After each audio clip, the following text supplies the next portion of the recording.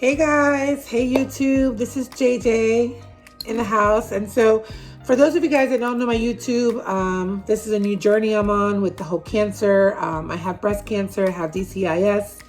And so basically if you're on my channel, you're either wanting to find out more about that journey, or you're wanting to find out about my dog experience, because that's how my YouTube started to get a little bit popular, and then I didn't follow that through all the way. So anyway, we are talking about MRIs, breast MRI, and I wanted to share, by the way, don't mind me, the quarantine look. We have been in quarantine in Florida for a couple weeks now, and sometimes you just get tired of doing your hair, so you just kind of wrap it all up and then deal with that. But anyway, we're talking about breast MRI, which is what I had done, and I wanted to share my experience with that because I looked for a lot of videos and couldn't find any videos that talked about that. I'm gonna move my camera really quick. So basically, the MRI is a very interesting procedure. When you guys go, you have to, tell you that the hospital restrictions are very real out here in Florida. I live in the Davenport area, so they pretty much are in a very, very stringent lockdown, if you would. And it's not easy to just walk into the hospital as we used to before. Okay, so I'm back. So what I was explaining to you guys was when you out here, due to the COVID-19, we have a lot of restrictions. So where you were able to go into the hospital freely and visit and whatever, even get some tests done, that is not the case out here in Florida right now. So you're not able to do that. You have to go through a check-in before you actually get into the hospital. So before you can even go in, you have to have an appointment. If you don't have an appointment, you won't be let in. So that's a new rule that we have here. And the hospitals, they have minimized a lot of traffic just to prevent the spread of COVID-19, which is totally understandable. So basically, I had to get my temperature checked. I had to have a series of questions. If I've been out of the United States, have I been around anybody who had potentially could have been infected with the COVID-19? So you go through those series of questions. Once you have answered no to all of those, they then send you inside the hospital and you do the registration process, which I'm already in the system because I've been to this hospital quite a few times. So once that was all said and done, I was allowed to go upstairs to the radiology tech. And basically when you go there, now the MRI is done with contrast. So there are some breast MRIs that are not done with contrast, but for the most part, if you have cancer, all of your MRIs will be done with contrast. So you should expect an IV, intravenous IV that'll be given through one of your veins. And then that's what they're gonna administer the contrast to be able to see the breast in a very good way to tell if anything has spread. And I will say this, that MRI is not the most, where it is used largely in the breast cancer community to detect if anything has spread to your lymph nodes or anywhere else. It isn't 100% check. It is not 100% will tell you if the cancer is spread or if anything has been invaded or become invasive, if you would. So I just want to put that out there because people say that it's a good way to find out, but it is not a solid 100% that for sure guarantees you that the cancer has not spread. So keep that in mind. The one test that I found that does do that I was told, is a PET scan. That is also an IV procedure that they'll give you an IV, and they'll also put some sugar that it kind of runs to any parts of your body, and it'll normally run to anywhere that has cancer. So if you have breast cancer, it'll go right there. But if you have cancer anywhere else, it will also go to those areas. So the PET scan ultimately should be the way to go to definitely, assure anybody who has breast cancer that their cancer hasn't spread and become invasive. So, all right. So with that being said, I went in and my techs were really nice. They sent me over to get dressed. So I went to the dressing room. I will say for a moment that this was my second attempt to the breast MRI. And so I want to talk about the first attempt if I can, because that's where I had the biggest issue. Now, if you are in any way claustrophobic, you don't like small spaces, you have anxiety, you're a nervous person, I don't know, maybe you're in your head a little too much, I don't know. If you're any of those, A, B through C, whatever, this breast MRI might not be as easy for you. I knew going in that this might be a challenge for me because I don't like to be confined. I don't like small spaces. They just have always made me nervous since I was young. I don't know why. I've always struggled with that, but it has been an issue for me. So going in, I thought, well, I'll put my big panties on and I'm going to try this with the regular medication that they gave me via mouth. And it was like a tablet, and it was some type of like anxiety sedative that would just relax me. I took it an hour before I was supposed to start the procedure. That was the instructions. And then my husband drove me out, and then I went through the whole process. I changed, had my IV put in by the tech. And where I actually have my exam done, men were not allowed in and I say this for a reason, but men are not allowed in the actual area. And the reason for that is because you have to undress. You have to be pretty much naked except for your underwear. So that's all you have on is your underwear, no brassiere, nothing. All jewelry, all piercings have to come out. So I have to take off my piercings. Any jewelry has to come off. And then they take you into the room after they put the IV in. And then they put you in the machine, which I will be adding a picture sometime here. You'll see it to the left to the right of this video. And that's the actual MRI machine that you see. And when you see the MRI machine, it looks like there's enough space, but you have to mount on top of that. And then when you get on that, then they raise you up. So really you have about that much room before your head actually hits the top. So I just want to put that out there so you know. It may look like a large area, but it's really not. It's a very compact, very small area. And your entire body goes into the tunnel. So from head to feet, you're in there. So let me get back to after they gave me the IV. I was still waiting for my medicine to come to kick in. So it had been about an hour because my appointment was at 6. I had to be there at 5:30, and I had taken the medicine at 5. So I still was not feeling the effects of the medicine, which was a little concerning to me. I was like, oh man, is this stuff gonna kick in or what? So I was waiting patiently, and it seemed like forever, but finally we went in and I attempted to get into the machine. Let me explain the machine. Even though you saw a picture of it, there's so many elements in the machine that no one factors in. So if you have breast cancer, and if you're anything like me and you have breast pain with your breast cancer, this test could be a little bit challenging for you, because for me, during my diagnosis, I've had breast pain. Laying down on my breast was painful.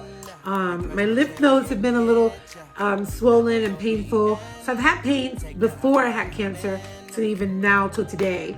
So that part was hard because it's like a plastic, if you would. It looks like plastic, but it's a metal part where you take your robe off, or you open up your robe that they give you, and you actually place both of your breasts in these 2 round holes, and you lay down, laying down. So you're on your stomach, okay? Then you have to put your head in this other cushion that literally locks your face in like this. And so all you have is this cushion around your face, and then you have this plastic before you where you can breathe, but it's kind of a little bit like if you have anxiety or you're afraid or you're in your head, it's going to be hard to get a deep breath. In my opinion, it was very difficult to catch a deep breath, but I had a lot of elements going against me. The fact that I had breast pain, the fact that I was laying down, I had my head in a place, I had my breast in another hole. I had to keep my arms up above my head like this because you didn't want to kink the IV. That's where they would put the iodine in. And you had to stay in that posture for the remaining amount of the test, which could be anywhere from 30 to 45 minutes. So I felt like the medicine was starting to kick in, but it wasn't enough for me. So the women were so nice. They said, okay, here we go. And I don't know why, but every time I put my head down, I was like, wait, I need to catch my breath. And then I would catch a deep breath.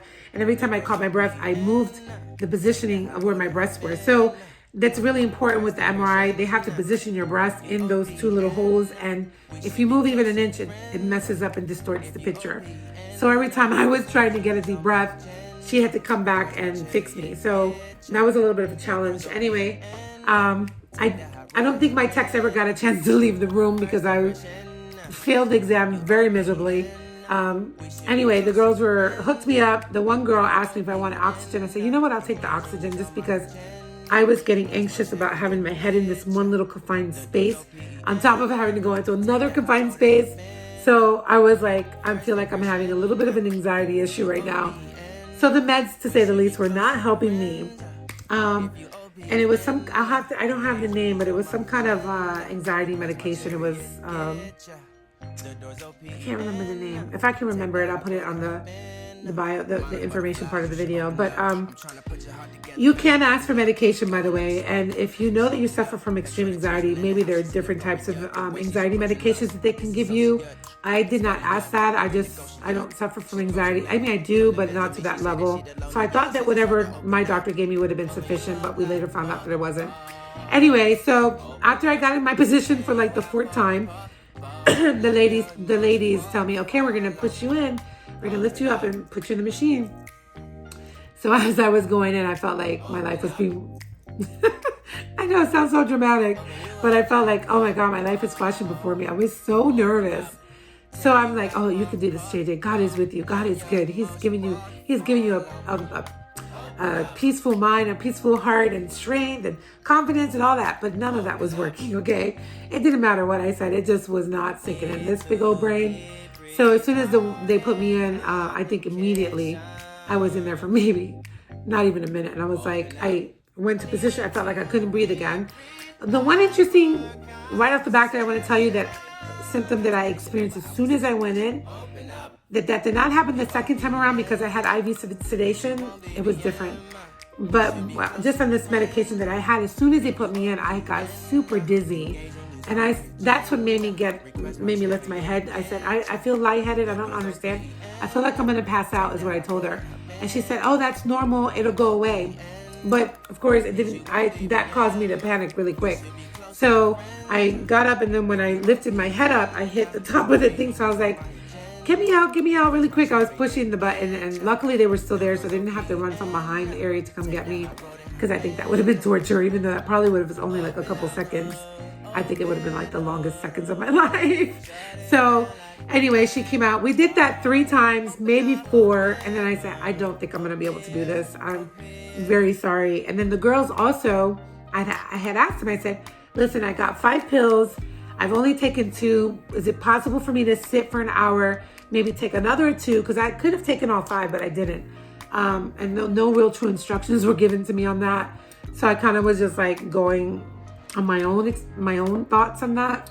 And the text didn't know what to tell me either with that. So it just said, just take them. But there was 5 pills. So I didn't know if I took too many, would I have a reaction? There was all kinds of questions, and they didn't know. So anyway, the text, unfortunately, because I was the last scheduled MRI for the day, they were not able to stay any longer than 7 o'clock. I didn't know this. So I thought, oh, this is terrible.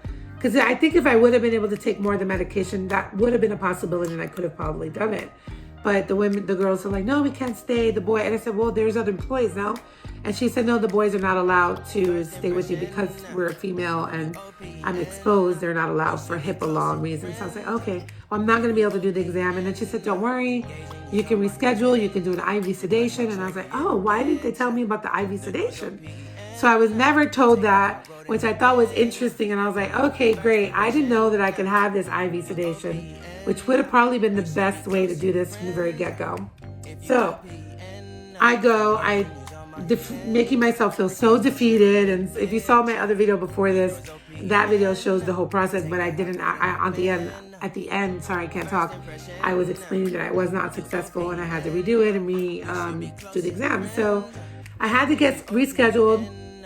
And with the corona, it's been crazy because getting scheduled has been a very big mission. So I had that appointment scheduled 2 weeks before the corona really escalated to the level that it is now. So I was worried about that. But luckily, God was on my side, and I was able to get an appointment 4 days later. Early in the morning, I had to be there 8 in the morning with an IV sedation. So I was like, okay. So it wasn't too terrible. So then, fast forwarding to the IV sedation, it was the same exact process. Only this time I had my own room. It was a little different in the mornings. I had my own room there. I got to relax. It wasn't rushed like it was in the evening. So there might be a difference when you do your appointment, so you may want to consider that. I would definitely, if I had to do it again, pick the morning because they were more involved. I did have one of the techs from the first experience that was there, and she was really nice again. But I had this really nice nurse who just was so sweet and so tender and loving that I really was so grateful for her. And she was the one that was going to administer the IV sedation, but the anesthesiologist met with me before to explain to me, hey, you do understand you're going to be under local anesthesia. You may fall asleep. You may not remember much.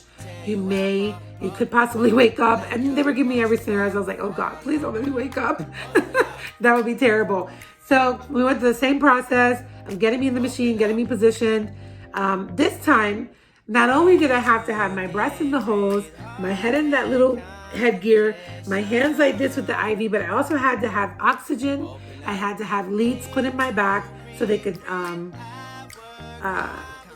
make sure that my heart rate was normal, that it wasn't going crazy, or there was no effect from the anesthesia. I also was put a blood pressure cuff on to regulate my blood pressure. So I had a lot more gear to wear for it, but it wasn't too terrible. I knew that I was going to go under. So the way they did it there with the IV sedation was that they actually gave me the medicine before they actually put me in the machine. And I think that was perfect choice because I don't remember anything after that too much. All I remember was them saying that we were going to go ahead and put you in, or actually not. I just remember her saying you should be feeling the effects of the medicine, and that was it. And then I remember slightly playing with the little emergency button, because they do give you that even though you're under IV sedation. And I remember playing with that. And I think I was coming to a point like I felt like I couldn't be in there anymore. I don't know what that was. It could have just been my mind. But I actually felt like I was in was really like what's that? It's almost like dental IV sedation. You feel like you're there and you're not, like you can hear them, but you really can't hear them and you don't remember. I couldn't remember what else took place. So that was the best case scenario for me. So I got it done. I just know they pulled me out. I woke up, they let me sit in the room for another 20 minutes. And then I was escorted downstairs in a wheelchair. My husband drove me home. So that was that. My results were that my, and I'll get into that in a minute, but I was going to say something else before that. She walked me down and that was it really. I got my results the next day. I went to meet with my breast MRI. Oh my goodness. My breast surgeon, not my breast MRI. He's the one that ordered that, my breast surgeon. I met with him. He gave me my results. My results were that as far as the MRI was picking up was that the breast cancer was still in the same isolated area. It didn't look like anything had gone or broke through the ducts. But again, I did do research and I found out that the breast MRI is not the most accurate. It definitely tells you where the breast cancer is, but it's not really good at picking up other areas in the body if it left. That's what I was told. And I've been part of a really great Christian breast cancer community page, and they've been really helpful. These women have like stage 3, 4. They've been through everything, and they were sharing that with me, that for most women, that was not the best way to detect that. The ultimate best scenario for you to know if your breast cancer is really travels broken is when they actually go in there and remove the cancer. At the end of the day, that is the best one. But if you have to be postponed, as I have been postponed for 5 months for now, then a PET scan might be a good thing to request from your doctor. I don't know. I heard many insurances will not cover it. I am very fortunate that my insurance will cover it. So I'm waiting right now. And with the corona, everything has been so crazy. I don't hear from my doctors or see them. So it's really just a waiting game right now. So you can definitely get through the breast MRI. I'm not saying it's not doable, but if you're claustrophobic in any way and anxiety or any of those issues, you will have a hard time with it. And I say that if you already know that's who you are, don't even risk it. Just ask your doctor for either the pills or IV sedation. And if your insurance covers it, do it. I don't think I could have gotten through that otherwise. So, and I'm glad that I was able to do that. So if you have any questions, go ahead and inbox me. I would love to pray for you guys. Really, I do want to end on this, that I may have cancer now, but that's not who I was before. I worked before this cancer journey. I worked in ministry. I still work in ministry. I work for a large ministry called Christ for All Nations. I've been there for 4 years. My life was great before this. My life has not stopped just because I have breast cancer. I'm being very optimistic and hopeful that God is going to get me through this. And, it's a journey I'm going to have to walk out, but it doesn't define who I am. And that's the way I'm looking at the cancer. Like, it's a part of a walk that I have to walk through. It's something I have to go through, but at the end of the day, I believe that I'm going to be able to fight this. I believe that you will be able to fight this cancer. And if you would like me to pray for you, or we could just talk, you want to share your story, go ahead and subscribe to my channel, message me. I would love to hear from you and just share my heart on that. We're not alone, and I never thought in a million years I would be in these shoes, but I am today. And I don't know what else to say with that. all things are possible if you're doing it with Jesus, if you're doing it with God. I don't know what this would look like if I wasn't serving the Lord. If I wasn't so faithful in my walk, I think that I would probably be a mess. I probably wouldn't be as optimistic. And I just don't know. I don't know what that would look like. And I think that would be a sad thing to have to walk cancer out without Jesus. I just wouldn't want to do it any other way. So I'm not going to say I'm prepared for the journey, but I'm ready, open arms for God to just walk with me hand in hand. So that's where I'm at. So hopefully this video has helped you to understand what a breast MRI will entail. If I left anything out, please let me know. I don't think that I did. I'll add some pictures in the end again, just so you can see that machine again. And that's it. So God bless you. Thank you for watching.